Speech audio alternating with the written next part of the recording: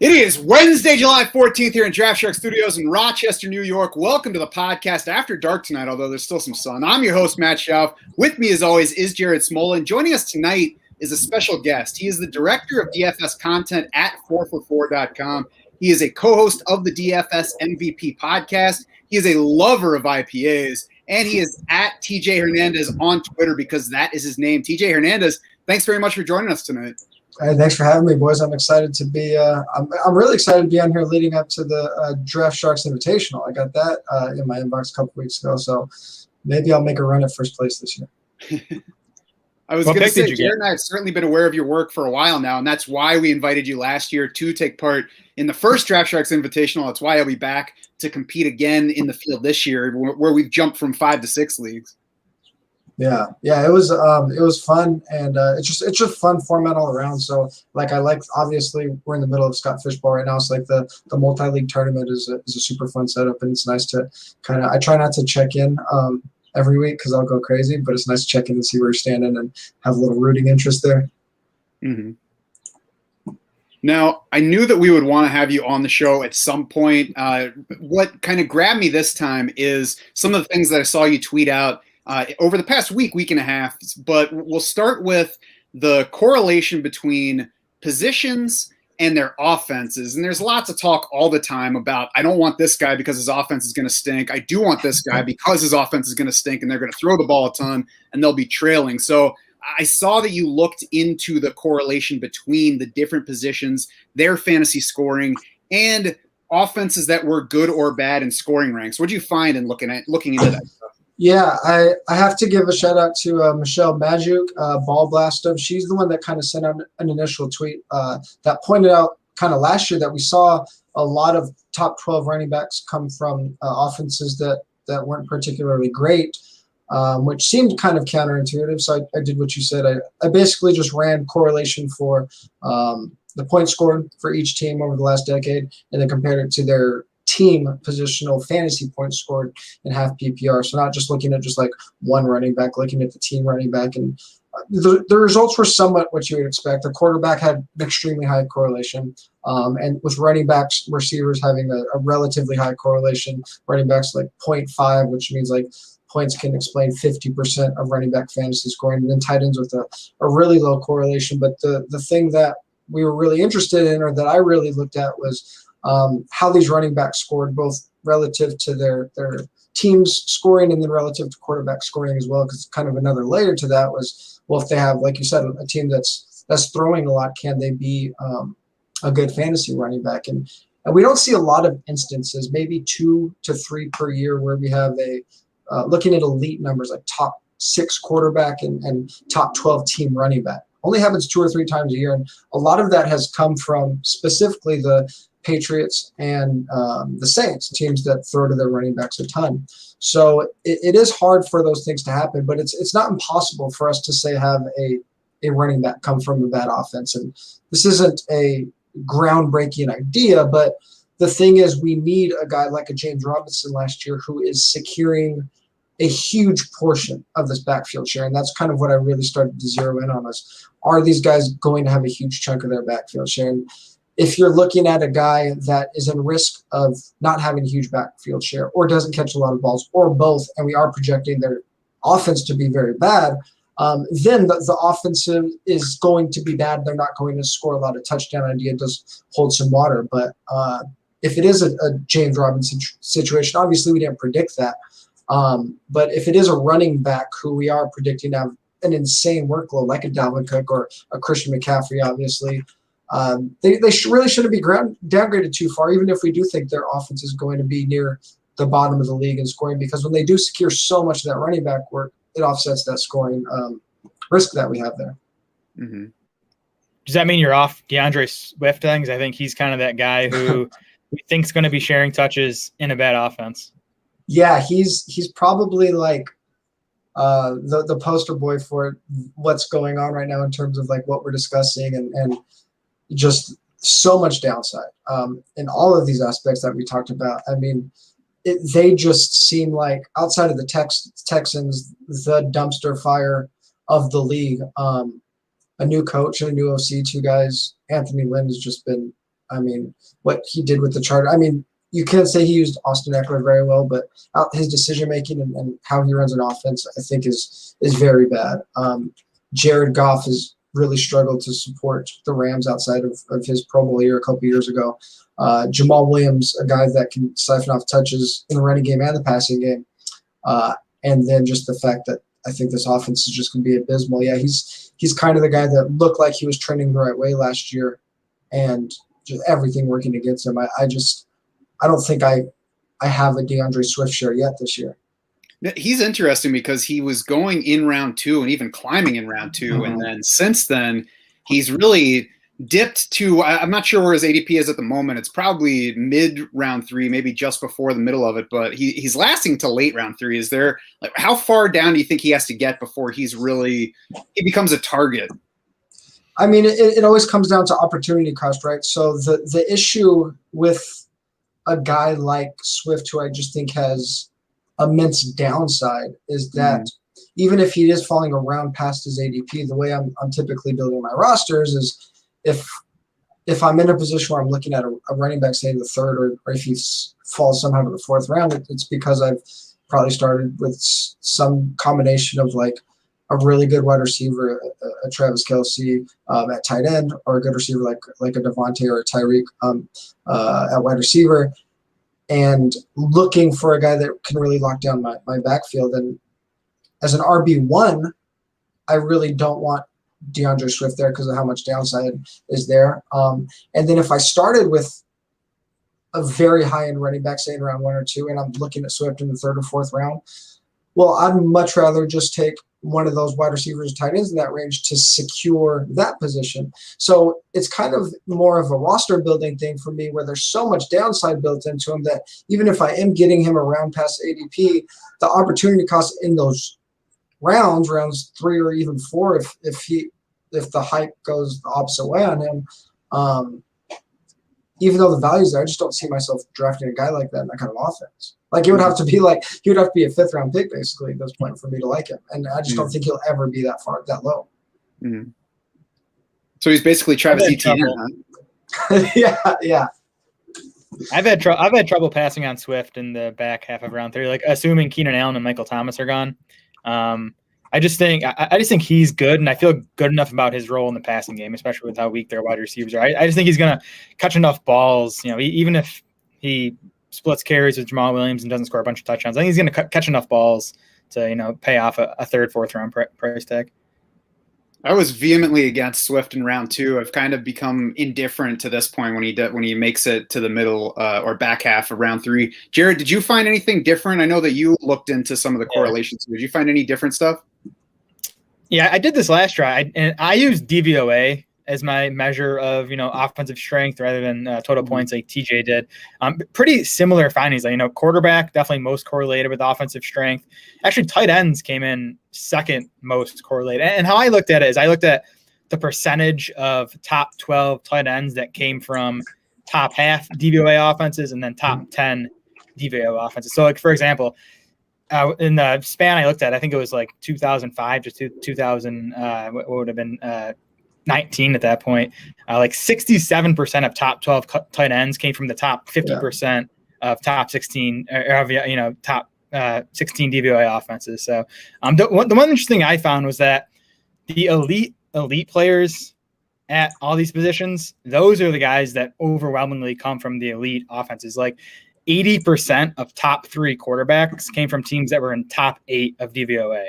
So that was kind of my takeaway, is when you're looking at early round picks, or even, the top 3-4 quarterbacks off the board, that's where I really want to make sure I'm taking guys from top end offenses. Cause it's rare we see, a running back finish top 5 on a bad offense. They can finish top 12, top 15, but the majority of these elite guys at these positions come from the best offenses.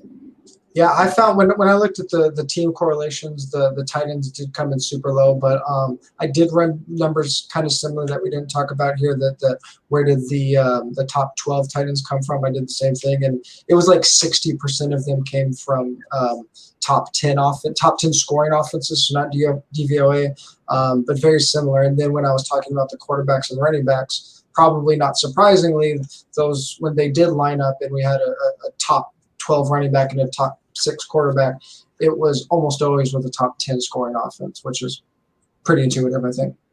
Mm-hmm.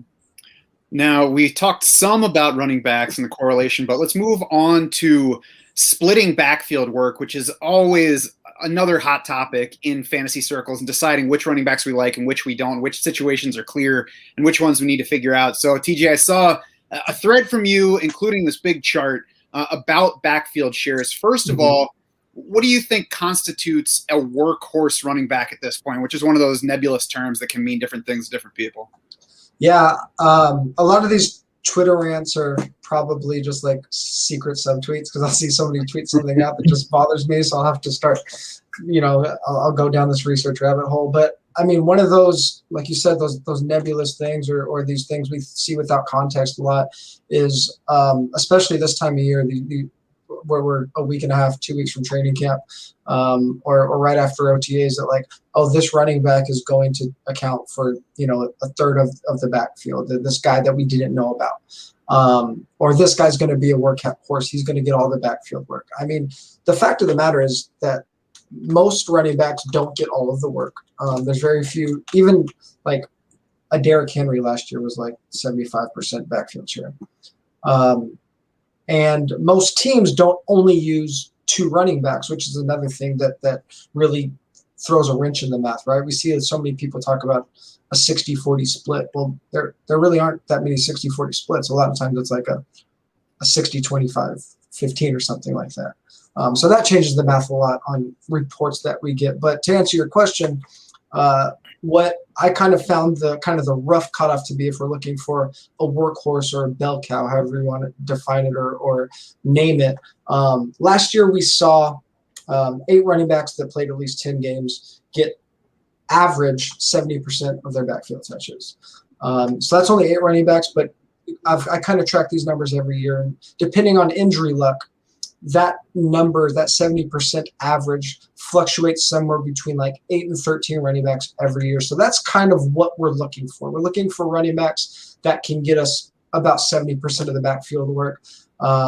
Even if you go down to like 65% or 2/3 of the work, we really get in a gray area where there's a lot of running backs in that like 10 to 24 range, where any given week or over the course of multiple weeks, a lot of running backs can hit that 2/3 share. But that 70% is where we really start getting into that elite workhorse role. And if you combine that with a good offense, that's where they can really just kind of at least have the opportunity to blow the field away. Those are the guys that are going to be in our RB1 overall conversation.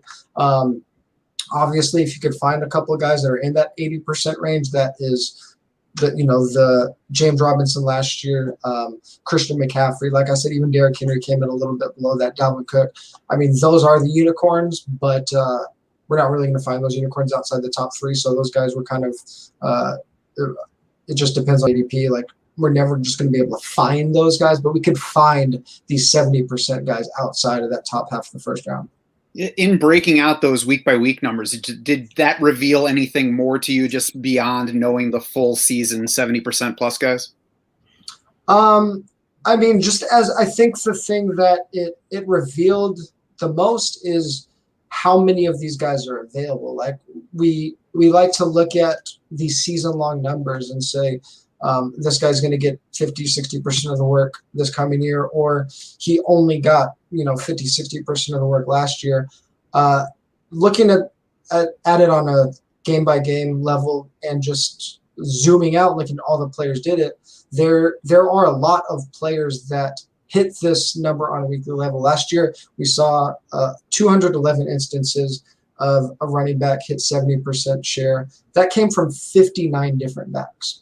So over the course of the season, we're not going to see a lot of guys hit this 70% number, 65% number, whatever you're looking for. But in general, teams are looking for the hot hand. They are looking for a guy, at least for that 1 week, that they could really ride. So we might not be able to draft a 70% guy, obviously, with all of our roster spots. But those guys are going to be available throughout the year. And that kind of ties into a much larger conversation about things like zero running back and draft strategy, which is an hour-long podcast on its own. But there are a lot of opportunities to find these true workhorse top 12 workloads throughout the season. Now, without branching off into a whole other podcast topic, what do you think people get most wrong in assessing these backfield splits in planning out the draft? They're drafting, or as they're going through a draft, even. I think kind of what we talked about when I just talked about how people aren't good at factoring in these second or third running backs and just understanding ranges of outcomes, not understanding that just things aren't black and white. It's really hard to nail down who is going to secure each of these backfield shares, and thinking that if you don't like a James Conner or a Chase Edmonds, that you have to plant your flag in one and not the other. A lot of times, especially if you're playing a ton of leagues, if you're playing a lot of best ball, it behooves you just to have shares of multiple pieces of the backfield across different drafts. We're just wrong a lot. We're really wrong. We're really bad at predicting ranges of outcomes. People are really looking for black and white, looking at these median projections, and median projections just don't often capture what we're talking about here. I think the other important thing too to keep in mind with all this like touch share stuff is, not all touches are created equal. And there's been a lot of good work done on this over the last few years. We know like a target is worth 3 times as many points as a carry for a running back. Obviously, a carry from the opponent's 1 yard line is going to be worth a lot more than a carry from the opponent's 50. So, a guy getting 50% of the touches, that might be more valuable than a guy getting 60%, depending on, where and in what facet of the game those touches are coming from. Yeah, I mean, Alvin Kamara is like the perfect example of that, right? Like, he's never a guy that's going to see 75, 80% of the backfield work, but the touches that he sees are so insanely valuable. Like, I mean, we could talk about what it's going to look like with Taysom or Jameson there, but he's somebody that has seen double-digit targets, a ton of times. He has a huge touchdown share for his team, so he does kind of break the mold here a little bit, right? He's kind of around that 55 to 60% backfield workload, but his touches are more valuable than on a per touch basis than maybe any running back in the league besides CMC. Have we done a study yet on the Dreads Grill correlation to those high value touches? Oh, the swag grade. I think Ian Hartitz has that locked up. So if we're talking about the swag grade, Alvin's 1.01, and I think Miles Sanders is 1.02. There you go. Maybe we'll have Ian on again to get the full rankings. Yeah, those Alvin Kamara with the grill and the white on white uniforms is the best look in football. And then, I think the red and green cleats kind of just sealed it for him. Yeah, I mean, that's how you score 6 touchdowns, right? Now, we alluded to some of the overall mistakes, and you mentioned the Cardinals running backs. Who do you think are some more specific over or undervalued running backs with this in mind, with this thought that we're going to get a lot of these things wrong, and some guys are going to emerge from late in the draft?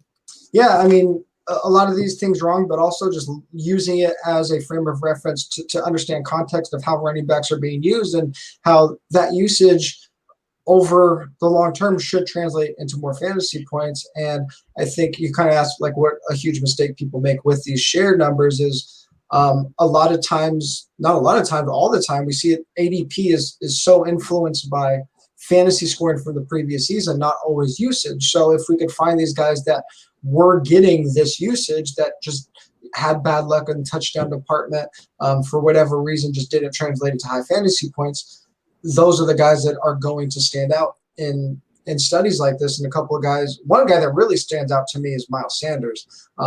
He was one of 5 running backs last year that had at least 10 games with a running back share over 70%. He is able to catch the ball. Didn't get a ton of targets last year, but in his rookie season, he was a fairly heavily targeted running back.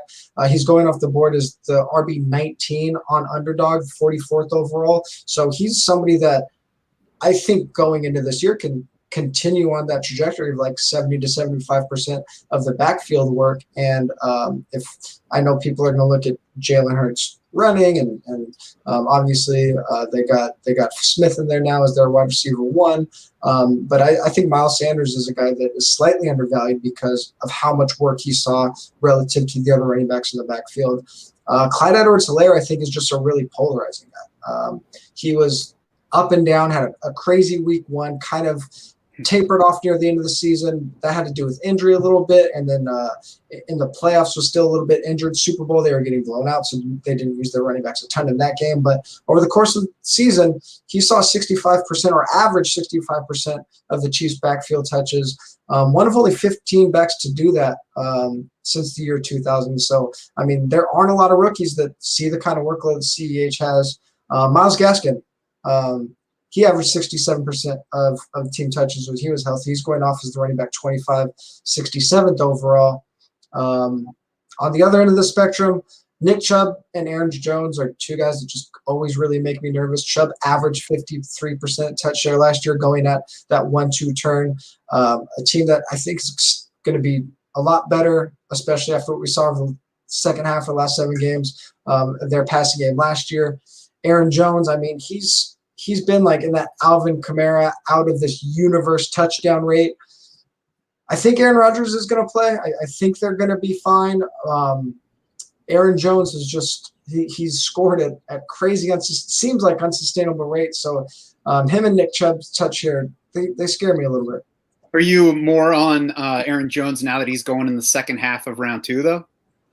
Yeah, that I mean, I think if we're going to talk in Twitter or NFT or terms, buying the dips here, I think buying the Packers dips in general right now is a pretty good strategy. I keep drafting them in best ball. Miles Sanders is somebody that I want to be drafting more, and it just gets to the point where I have to tell myself not to take a running back when he's on the board, and I have gotten some to this point, but he's a good one to bring up because he already had the backfield shares, like you mentioned. It's tough to look at that backfield, that offense, and know what we're getting with the coaching change with 4 games of Jalen Hurts late last year. But I don't think the offseason could have gone a whole lot better for his role. I mean, the guys that they brought in are Kenneth Gainwell and Kerryon Johnson and Jordan Howard. I mean, I think we were all worried that there was going to be a threat added, and I think that they probably added about as little threat to Miles Sanders as they could have. Yeah, their offense just was really abysmal for most of the year and got a spark over the last 3 or 4 games with Hurts. So I just think this whole offense is kind of one to sneaky target, and he kind of falls into I know I'm kind of pumping him up right here just because of that backfield workload, but we were talking about DeAndre Swift earlier, and it's not so much that I'm avoiding Swift and Miles Sanders, it's just the way I've been drafting in that range. I've just had a really tough time drafting running backs in general, so it's just kind of a build, a draft flow type of thing. I've found it to be a really awkward range to draft a running back. Sanders' ADP is dropping, though. He's getting into the back half of the 4th round now, so I think he's definitely turning into a value. One more guy I wanted to bring up to get your thoughts on, TJ, Jonathan Taylor, who had the massive finish to last season, came against some bad defenses, and his role in the passing game didn't really grow, even over that hot stretch. So, is he someone you're shying away from an ADP? I kind of just talked about that kind of awkward range. It's tough to be awkward in the middle, but after the top 3 or 4 backs, I've been a little hesitant to draft running backs right there. Like Travis Kelce's going right in the middle of the 1st round. I don't mind grabbing Tyreek, and if we knew for sure that Aaron Rodgers was playing, I think we would see Devontae going in that range too. So I've kind of bit the bullet and taken Jonathan Taylor there just because I think it's bad to have no shares if you're playing a ton of leagues of somebody being drafted in that range. But I mean, he did see 2 of his last 3 games over 70% of the backfield work, but I mean there were quite a few instances where even in all the way as late as week 13 he was only at 50% touch share. Nyheim Hines being involved, and not a lot of people are talking about the fact that the reason we weren't super high on Taylor, or some people weren't super high on Taylor last year, was because we thought Marlon Mack was still good enough to eat into his work, and Marlon Mack's going to be back. I guess I'm dancing around the question a little bit, but I'm really trepidatious about running backs after the top 3 guys right now. Ooh, trepidatious. Just raise the value of this free podcast. Jared, you got any other over or undervalued running backs or situations on this front before we move on? No, that'll do it. I think one thing that so it's been hard to get comfy with the idea that we're going to get things wrong. We all know it, but like the job here is to plant your flag with things and try to be right as you can. So I think that one of the more challenging things for me has been to say, I know I'm going to get some things wrong. Where are some spots where I can, buy on the potential of getting it wrong or take some shots, especially now that we're all doing a bunch of best ball drafts and spreading the shares around. And what I'm trying to do is look for those uncertain backfields. Atlanta, I don't know what else. Miami's. Tampa Bay. Tampa Bay is one of my favorite. And I'm not really drafting Gio, but I just think that offense, I think there's value to be had considering how late all those guys are going. Tampa Bay to me is more certain than these other ones, though. Like Atlanta, for example, I want to buy people overvaluing Mike Davis as far as I'm concerned. I think he's way overvalued. But the problem is, and the reason that Mike Davis is so highly valued is it's difficult to see what the answer is if it's not Mike Davis. So, I mean, I guess in that case, I haven't been over-targeting, but somebody like Cordero Patterson, maybe even a share of Kadri Allison here and there, which, might turn out to be totally worthless, but, late enough in a draft. And then the Chargers, I think, are kind of a sneaky uncertain backfield in that we know Austin Eckler, but he's more Alvin Kamara and maybe not even as many carries as Kamara, maybe as many, but we'll see where that goes. So there's room there for another running back, and we don't know who that's going to be. So Justin Jackson's somebody that's been entering my thinking a little bit lately. Yeah, Justin Jackson, I saw kind of briefly come across the ticker as like, if there's RB2, who's it going to be? And they're kind of saying he has, at least going into training camp, the edge on Joshua Kelly. I put out a tweet a few days ago just about kind of all the teams you just talked about, the Dolphins, the Chargers, the Falcons, I think it's Chiefs, like all these teams where we have only one running back going in the top 200. And like we've been talking about this whole podcast, most backfields have 2 or even 3 guys that are of value. So those are really interesting. And then I also just tweeted something out today, kind of quoting a recent study from JJ Zachariason, late round quarterback, that was talking about these really ambiguous backfields where not just the second guy, but we talked about James Conner and Chase Edmonds. I think Trey Sermon and Raheem Mostert are another really interesting one where we have an ambiguous backfield, but with 2 guys going like in that middle range. And the intuition that JJ pointed out was to go with the cheaper guy. And what we've actually seen, what he's seen with his research showed that the guy going earlier has actually been the guy that's really exploded lately. So like the Trey Sermons, like the Travis Etienne's, these guys we've actually been pretty good ADP wise at identifying who the actual number 1 is going to be. So I think there's a lot of value in those middle rounds as well. Mm-hmm. Before we get away from the running back talk, we did have a question from a viewer on Facebook. Jan Bolton says, hey, fellas, where do you stand on handcuffing running backs? TJ, what do you think? In short, I'm assuming this is just like a traditional redraft league. I want to be handcuffing other people's running backs. We just talked about how can I capitalize on not being sure what's going to happen and thinking we're planting our flag, right? We want to be drafting like we're right, but also taking advantage of these situations where we're wrong. If we're drafting like we're right, then let's say we take 2 running backs in the first 2 rounds. There's no reason to keep investing in not only in one of those backfields, but in that position. Load up on wide receivers, get a good quarterback if you want, get a good tight end if you want, strengthen your other positions so that if one of your, say, first round, second round running backs goes down, you've loaded up on wide receivers. You're strong through volume at wide receivers. And if they are healthy and you have a handcuff to another guy that goes down, if you have Dalvin Cook, but you have CMC's handcuff and CMC goes down, now you have the powerhouse. We're looking to dominate the league, right? We're not looking for floors here. So if I'm thinking about handcuffing, I'm thinking about handcuffing either across teams. If I have a lot of shares of Christian McCaffrey, I'm going to have his backup in the other league, or within my league, I want other people's handcuffs. I don't want my own. I want to have a chance to blow the league away. Mm-hmm. Yep, I'm with you there. I'm generally against handcuffing, really in any type of format. I just think it's a good way to come in like 3rd or 4th place. But if you're trying to win your league, you need that first or second round running back to stay healthy and pay off. Yeah, and one thing I should have said about handcuffs is like if I'm looking at handcuffs, in the traditional sense of the handcuff, I think they're generally just a bad pick. If we're in a 12 team, 16 round league, that backup running back that has no standalone value is often going to be the first player you cut when it comes to week 4 buys and you need to fill it. You want somebody with some standalone value. Usually that's a pass catching third down back that you can plug in during the buys with the upside to take over a 3-down role.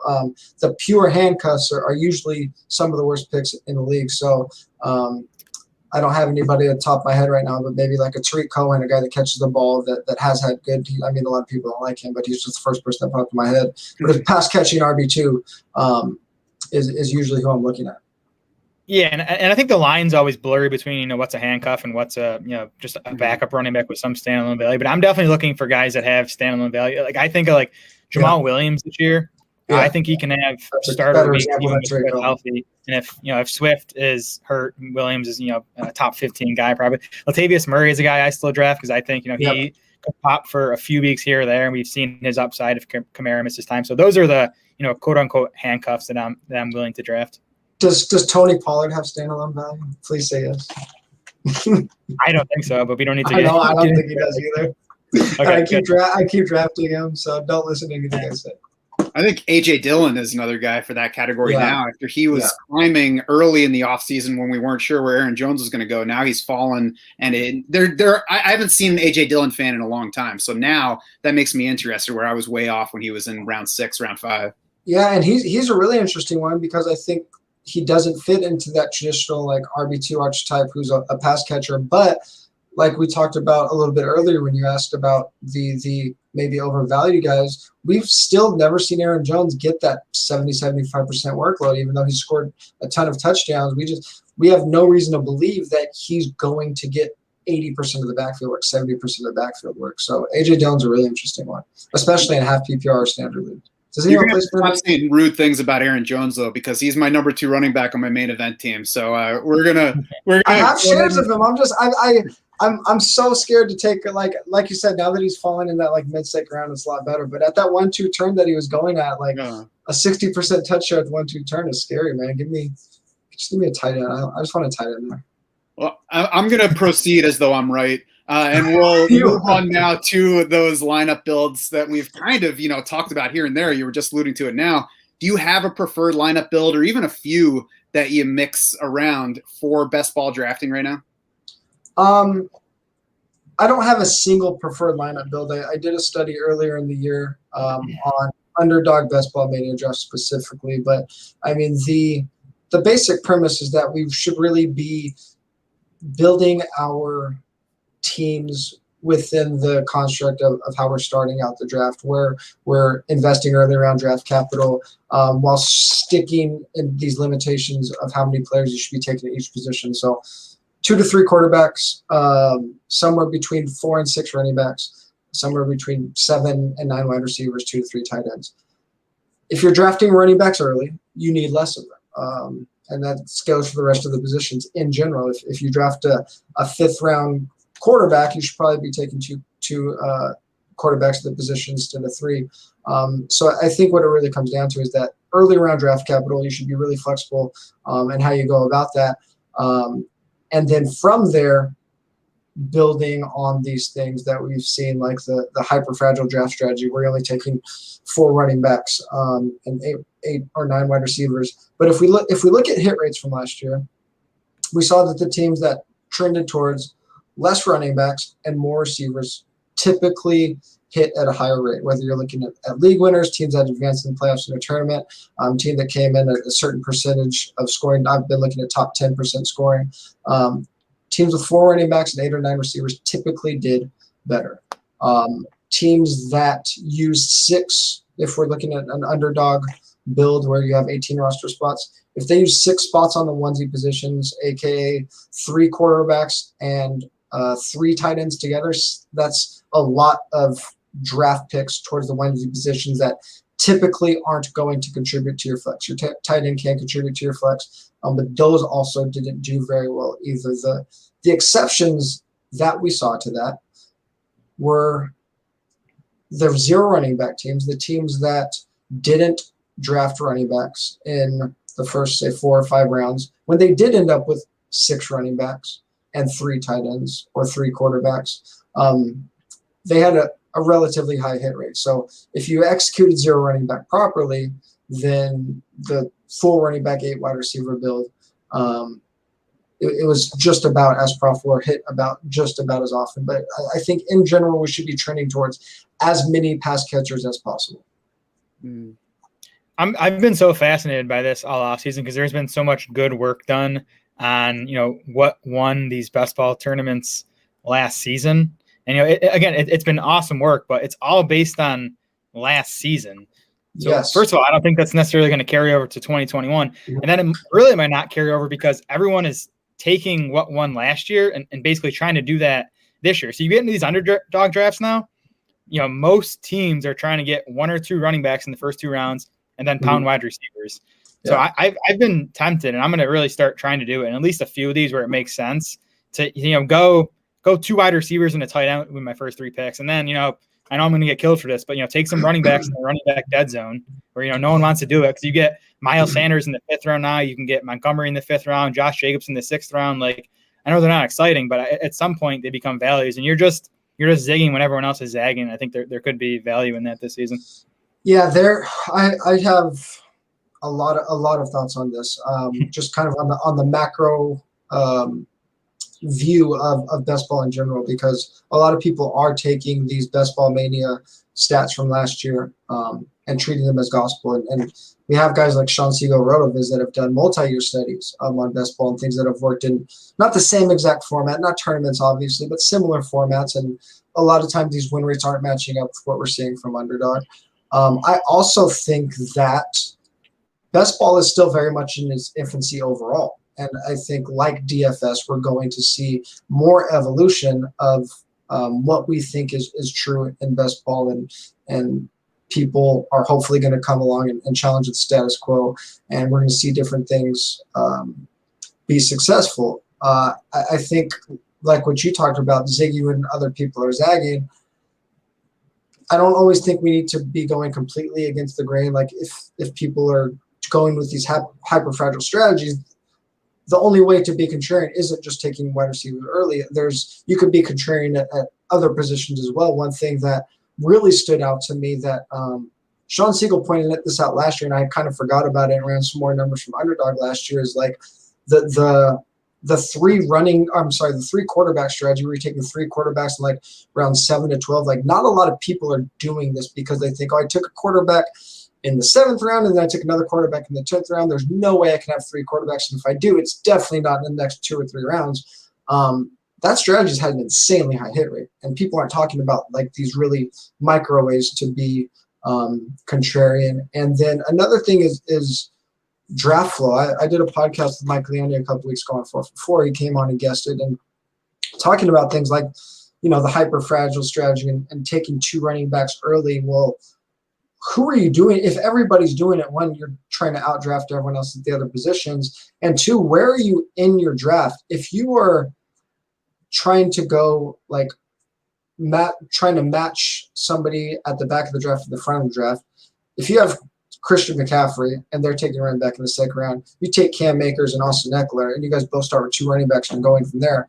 Well, you're playing from behind against that team because that team is starting with Christian McCaffrey and you're starting with Cam Akers. That is a huge difference no matter who your RB2 is. And if your strategy is going to be the same the rest of the draft, you're playing from behind all season. So we have to be really cognizant of, just because we drafted 2 running backs in the first 3 rounds, it's not the same 2 running backs depending on where you're drafting, just on draft position alone. So, I think you're right, Jared. Like, we can't just blindly go into these drafts thinking we're going to be doing these things. There's a lot of nuance and context to how we're drafting, how other people are drafting, and where we're drafting. And even at quarterback, the thing Sean found with the 3 quarterbacks in round 7, that might even be different this year too, because the whole quarterback landscape has changed with them getting pushed up the board. So the quality of quarterbacks you were getting in rounds 7, 8, and 9 2 years ago is not the same quality of guys you're getting there this season. Yeah, for sure.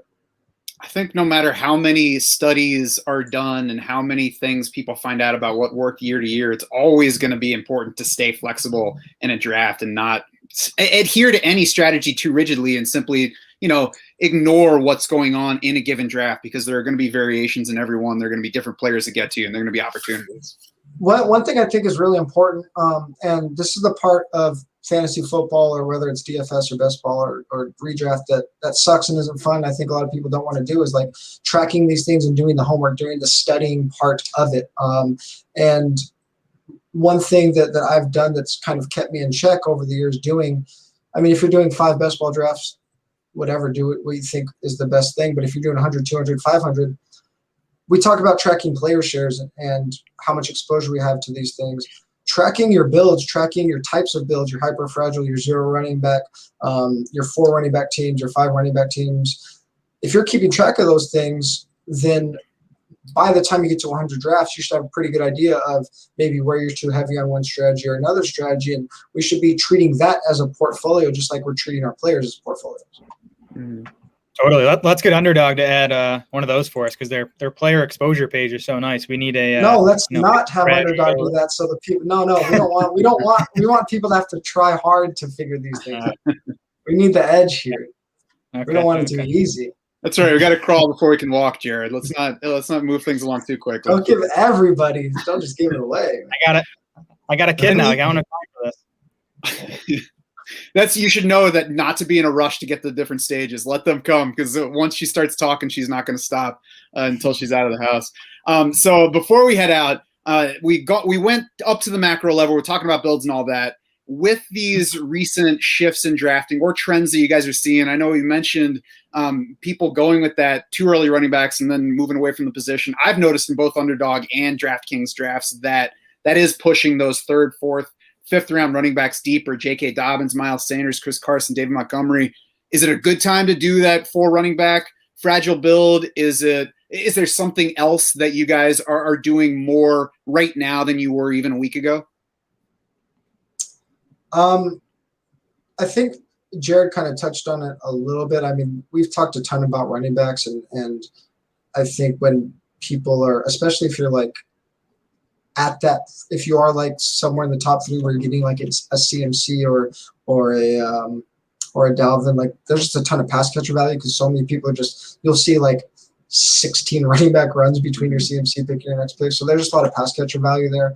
Like Jared said, the value of quarterbacks has changed a lot. And I think people that are predisposed to late round quarterback are going to have a really tough time adjusting this year.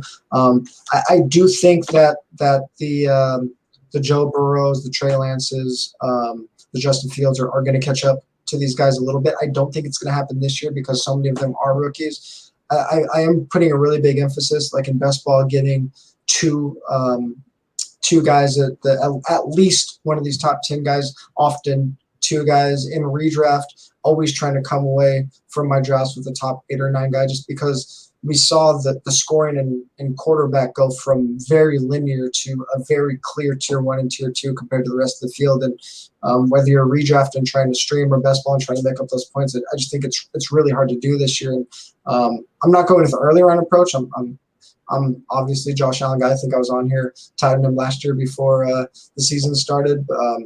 It's going to be too hard to get a Josh Allen or a Patrick Mahomes. But instead of waiting for the 10th round in my redraft leagues or best ball leagues for my first quarterback, getting one in the 6th or 7th round this year. Mm-hmm. Yeah, with you there. I've been trying to get, the Dak, Kyler, Herbert, Russell Wilson type. I also want to get one of the top 6 tight ends. TJ, have you done any work on it? Has it been, plus EV to say, take a quarterback and a tight end with your first 6 or 7 picks? Because I always feel like I'm a bit weak at running back and wide receiver when I'm spending 2 early round picks on the onesie positions. I think it might be the way to go this year, but it makes me feel iffy at running back and or a wide receiver. Yeah, I don't have hard data in front of me. I do know that where people have kind of gone wrong, whether it be a hyper fragile build or a 0 running back build, if we're looking at these extreme strategies, is it does open up these draft picks for you where you really should be strengthening yourself at other positions. And I think that with if we're just looking at the 2021 season with how values have been pushed up. We already talked about a quarterback and then these elite tight ends. I agree with you. I mean, I'll take it even further. I want a top 3 tight end as often as possible. There's times where I'm passing up. I'll just keep driving the knife home, pass up an Aaron Jones for a Darren Waller when I can, and then coming back and getting a Dak. I think it puts you at a huge advantage over the field, especially. I mean, running back being the position we've talked about the most. If you've done your homework and you have a list of 7 to 10 running backs in that 8 to 12 round, 8 to 13 round range that you're really confident in drafting, I do think there is a lot of credence to drafting quarterback and tight end relatively early. Yeah. I mean, the other nice thing about it to me, I think, is I feel comfortable sticking with just 2 quarterbacks and 2 tight ends when I take, my top guy early. And an underdog, when only 18 rounds, having those extra extra couple spots to play with at running back or wide receiver, I find pretty valuable. Yeah, I mean, it's a little less in our control at tight end because there really are. I mean, there's 3 elite guys, and then Mark Andrews and Kyle Pitts and Hawkinson. You could kind of debate where you rank them.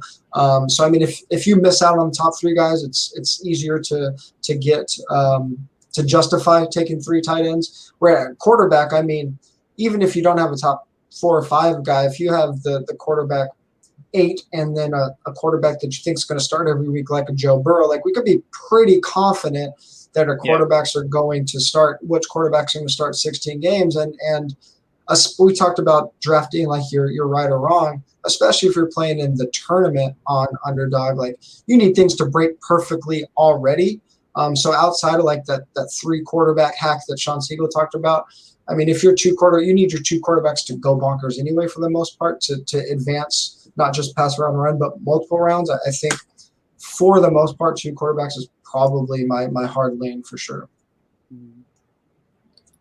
Well, we could definitely keep going on this stuff all night and hit all the positions, but I think I'm on the clock in like 6 different drafts. So I'll say you can find his work at 4for4.com and on the 4for4 Podcast Network. You should be following him already on Twitter. You probably are, but if you're not, you should definitely go do so for quality content that's absolutely free. TJ, thanks very much for joining us tonight. Yeah, thanks for having me. I'll see you in the Draft Sharks Invitational Streets.